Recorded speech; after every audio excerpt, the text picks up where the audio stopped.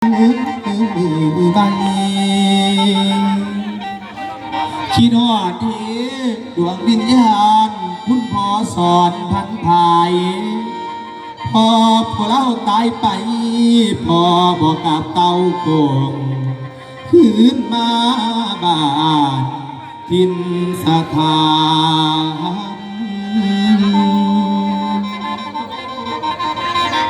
แล้วผู้เพิ่นไปไขข่าก็ยังมีเวลา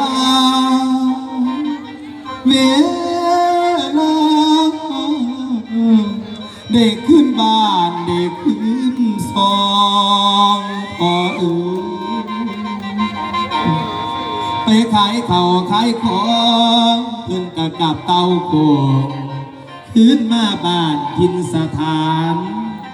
ชื่อว่าความตายนี่ไผเด้น้อผ้าเอิ่นก่อนพอสอนเอ่ยพอได้ตายจากเพื่อนพอได้ตา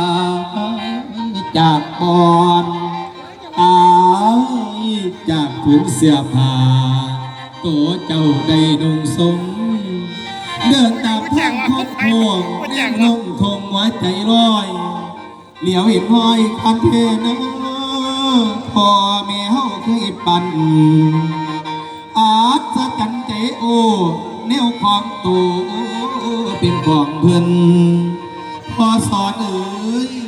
แม่นสิเอิ้นแล้วแม่นสิเอิ้นแล้วตัวเจ้าก็บอกคือน้องน้อง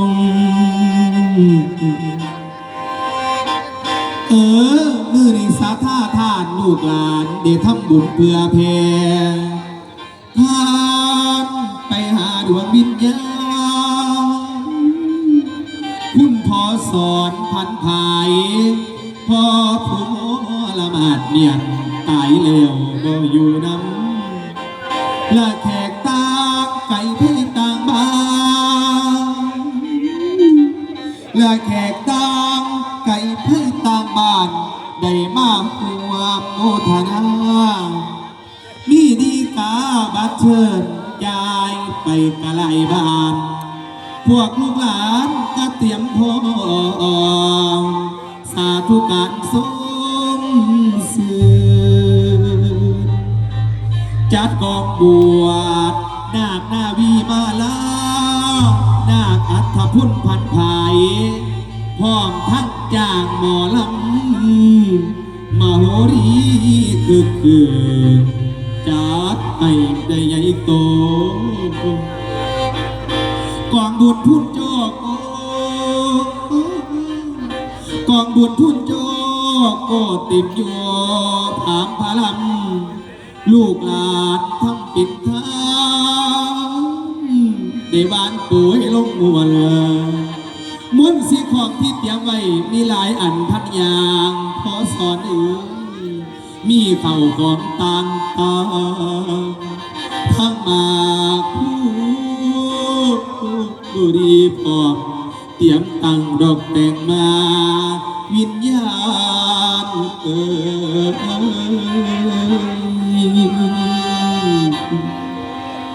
และคิดฮอดคือทอดพอผู้เล่าตายไปโลกนาบ่ได้ป่วยดอกขึ้นหลังดีน้องเหลือแต่ห้อยนอกพอสอนเอ่ยเหลือแต่คุณงามความดีบ่ห่างหนีเดินไปใดอย่าเมียนตกไก่หรือไก่ทางใดคนกาสาและดวงวิญญาณคุณพ่อสอนพันภายตายจากโลกนี้หนีไปอยู่โลกนาสาธาเจ้าลูกหลานเจ้าได้จมน้ำ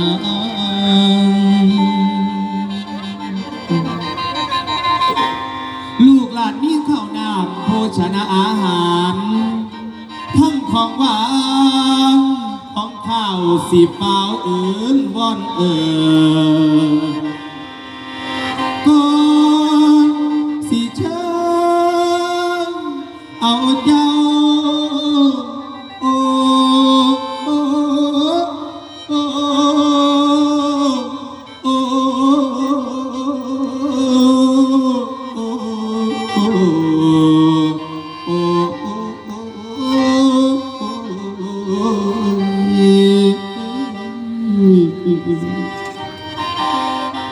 ละก่อนสิเชิญเอาเจ้าดวงวิญญา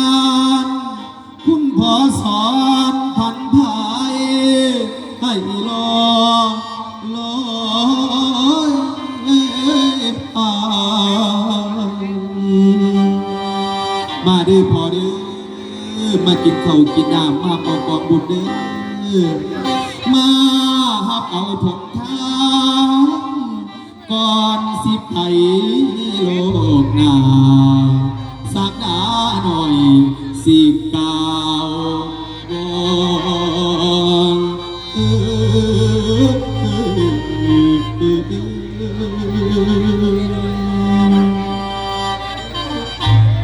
บัดนี้ว่าสาธุสาธุเด้อ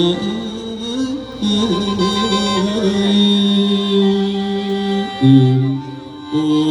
โอ้โอ้โน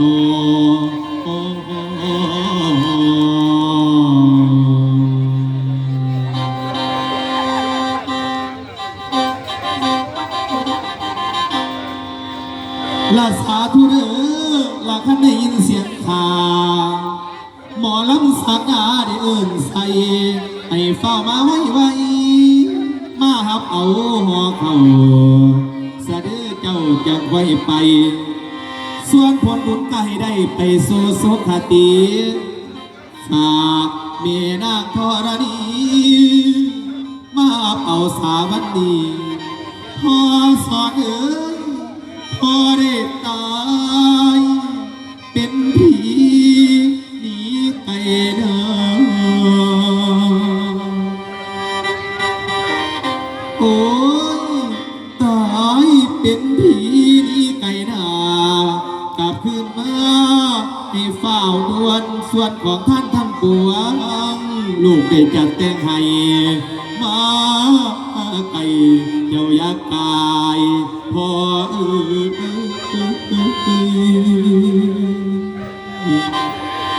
มาหับเอาเสื้อผ้า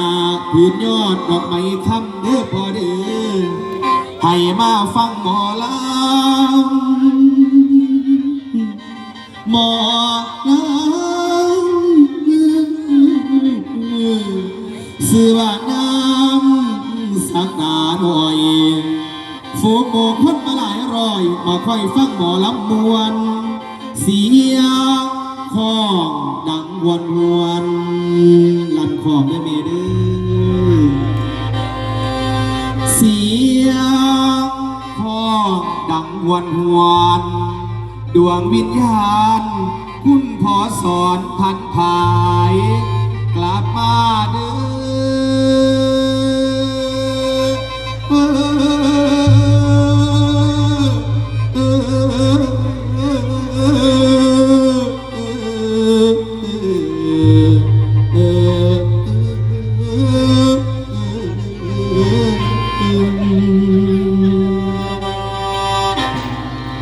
มาหับเอาข้าวปั้นกับต้มห่อขนมโอกลูกและหลานได้ย่อยกได้แต่งหาเดินเตรียมไว้เงินอาจไทยสลึงเฟืองมาทำทานเดือกำวันลูกหลานคุณพอสอนขันถ่ายพี่น้องบ้านเฮามาฟังลำหนาวิธีพี่น้องผู้ใดบ่ท่านได้กินในท่านน้ำพอมีปัจจัยมาใส่ในขันหาหนาวิธีทรงคารถคาเลื่อยพอในเด้อพอได้บ่ได้ว่าพี่น้องมีแบ่งมีเหรียญใส่น้ำกันได้เป็นการรวมบุญทรงคารถคาเลื่อยพอเฮาเด้อพี่น้องสามารถมาใส่ในขันได้นะครับ หลังเงินดาดไผ่สลึงเฟื่องหน้าทำทานเด้อกับวางทานไตเพื่อโลกนางพาลาได้ดอกไหลมาลาดวงวิญญาณพอผู้ตายไปโลกหน้าก็สิได้อยู่สุขีได้อยู่ดีกินดีได้นั่งนอนเด้อหมอนเถิงน้องทั้งเปิงอีม่านแก้วสวรรค์ท้องสันสีลูกเลยหลานญาติพี่น้องเฮามีเพิ่นบ่ป๋าเด้อลาพิมให้มาฝ่าเจ้าฮับเอา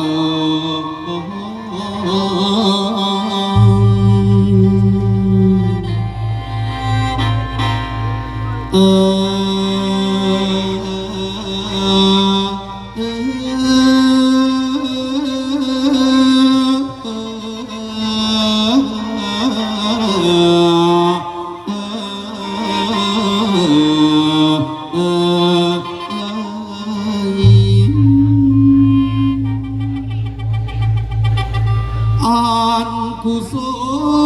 ลผลบุญที่ส่งให้มารับไปเสียเถิดอย่ากังขา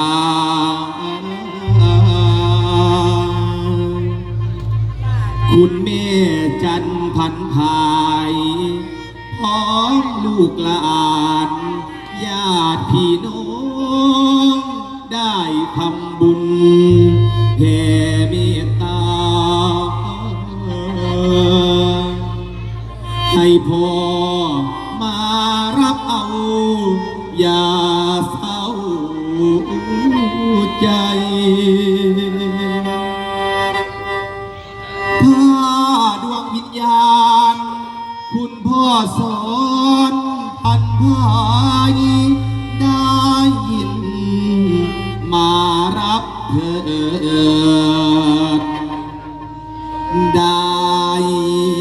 แต่เกิดชาติใหม่เมืองสวรรค์เมืองมนุษย์อย่าได้มีสิ่งผูกพันขึ้นสวรรค์วิมานเมนแดนทิม